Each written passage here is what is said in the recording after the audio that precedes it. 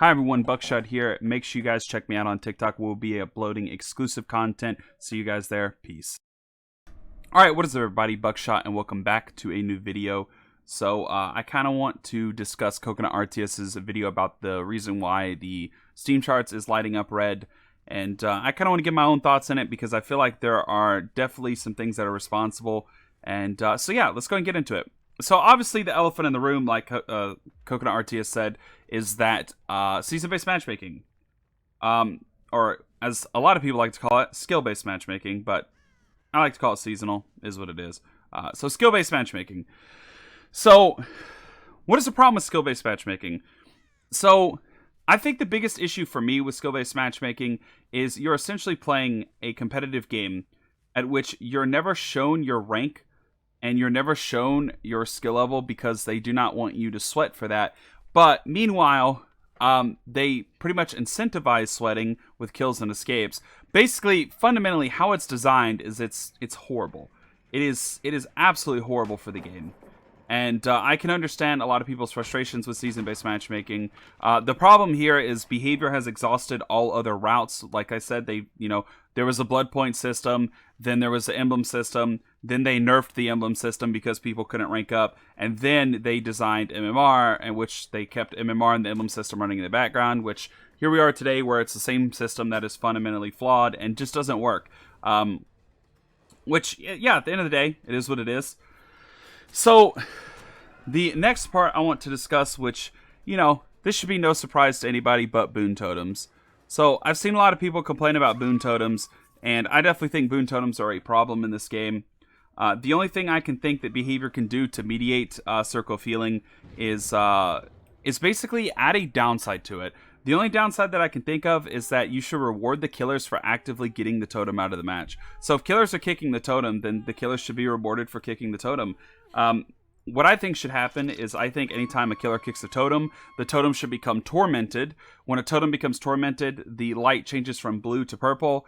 During this time, only the survivor that placed it can heal.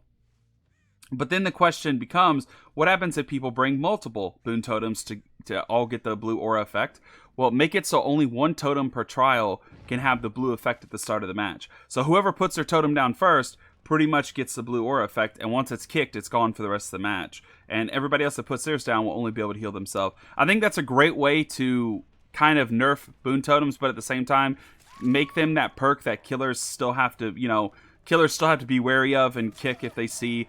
I also think a cool thing that they could do is with tormented totems. If the killer's running hex perks, the killer should have the option to bring their hex perk back by basically untormenting the boon. I think that would be kind of cool. But again, just spitballing ideas that I think that could work for the perk. And it's optional, doesn't have to happen. But again, I think that that's just a really good idea to address boon totems. And I think this is a pretty much a fundamentally easier way of doing that. So, moving on. Now we're going to talk about, which I think we're going to talk about hit validation with Dead Hard. Or actually, let me reiterate that. I think we're going to talk about feedback with hit validation for Dead Hard. So there's a lot of complaints right now, and this happens for pallets too, so there's also complaints towards pallets. But we'll get into pallets after I talk about Dead Hard. So Dead Hard, right now, currently, a survivor does not have to actually use their brain to Dead Hard. They can essentially get rewarded for using Dead Hard.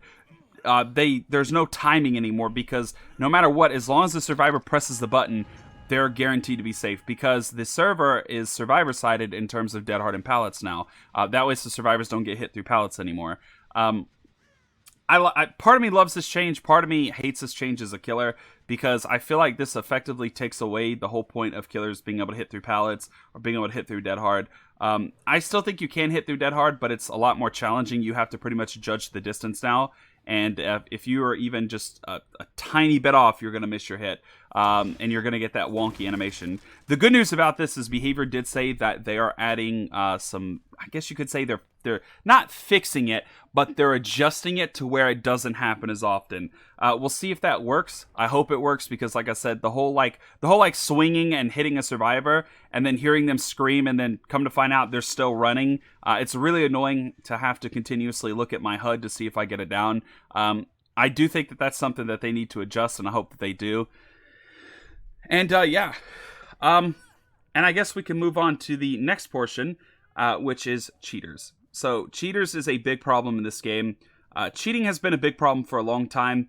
The unfortunate thing about cheating in this game is that it's easy anti-cheat. Easy anti-cheat is notoriously bad. No disrespect to the anti-cheat. I'm sure that the devs have put a lot of work into it, but it's notoriously easy for people to bypass. Again, they don't update their anti-cheat as regularly as people claim they do. They really don't. There's been a lot of games that have used easy anti-cheat. I'm pretty sure Battlefield was one of them. A lot of people hate Battlefield. It's because it uses easy anti-cheat. Honestly, the anti-cheat is just really outdated in my opinion, and it was good at one time, but I feel like with how hacks have evolved over time and how people have gotten better at coding hack clients, I think anti-cheats like easy anti-cheat are just, they're dinosaurs in this day and age. I've always been a big advocate for behavior coding their own anti-cheat, which I don't think will ever happen because, again, it would require them investing a ton of resources into designing an anti-cheat, and I just don't think behavior really is interested in doing that right now. I will say this, they did do some changes, and they did work for 18 hours, which how we know that they worked for 18 hours is that Choi, he did a YouTube video where he actually talked to a hacker, or people that make these hack clients and sell them, and they confirmed that for 18 hours they were unable to hack in DBD, and that a ton of people got banned for it. And they also did confirm that these players are permanently banned. So yeah, basically I think behavior needs to get more consistent with updating their anti-cheat.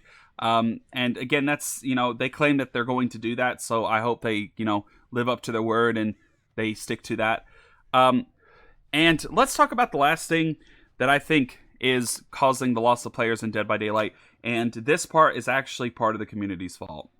So I think the last part of this and why people are leaving the game is because they feel as if the devs do not communicate. They feel as if the devs are basically shunning the community when it comes to the design of the game, and when it comes to everything that involves games like balance and new characters and buffs and nerfs. They feel as if they're being shunned away from the game because behavior doesn't really discuss anything with us anymore.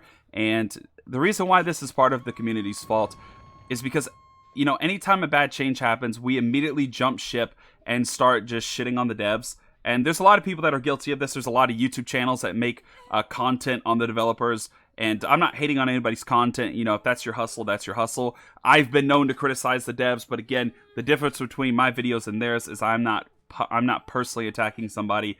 I am holding the devs as a whole and behavior as a whole accountable. There's a difference. I will always keep my criticism constructive. I will never personally attack a dev. Like I said, if that's your hustle, that's your hustle. Do you? That's completely fine. But I feel as if behavior I think of behavior as a snail, right? So when a snail is in danger, they go under their shell and they stay in their shell. Imagine being behavior, or imagine being a snail in a bed of thorns, right? Consistently afraid that you're going to end up, poking yourself and getting hurt, right? So you're going to hide in your shell a lot. I feel like that is the point at which behavior is getting to, where they're very tired of being criticized. Well, I wouldn't say they're tired of being criticized. I think they're tired of being harassed. There's a lot of people who openly harass behavior and take it to the extremes. And because of this, they have, cut off the roots of really discussing the game. And I feel like this has angered people.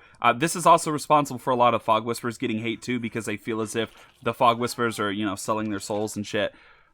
I think the problem is the community and behavior need to start doing better. Behavior needs to realize that they are not immune to criticism. They are a development team. They will get criticized. As for the harassment aspect of it, I think the community needs to get a grip. And we need to realize that they're humans at the end of the day. And that's why I think there's lots of players in this game. Anyway, if you guys did enjoy, make sure to leave a like, share, and subscribe. I will leave Coconut's video down below. We are on the road to 1,000 subs. I'll catch you guys in the next video. It's been your boy Buckshot. Peace.